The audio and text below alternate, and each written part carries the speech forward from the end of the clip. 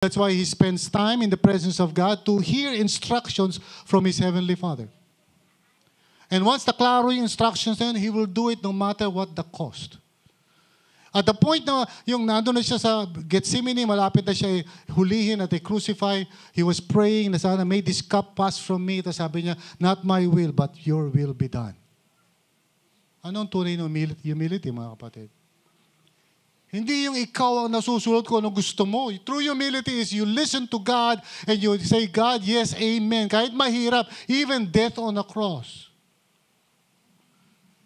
Let me just put it in a clear example dito. Ha?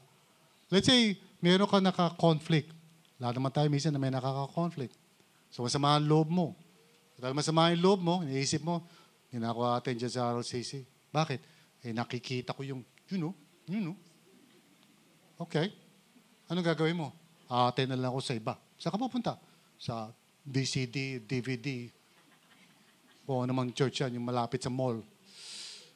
Alright. And what would happen pag napunta ka doon? Well, at least hindi ko na siya makikita, you know. Okay.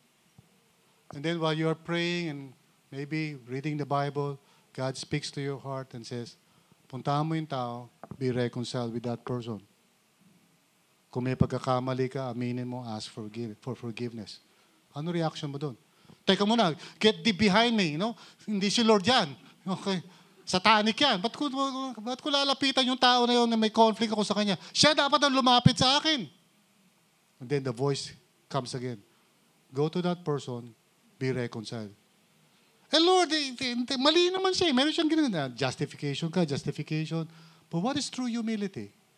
True humility is, Lord, according to your will, kahit mahirap kainin yung pride ko, yes, amen.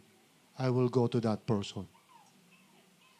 You see, ang tunay na humility is doing the will of God.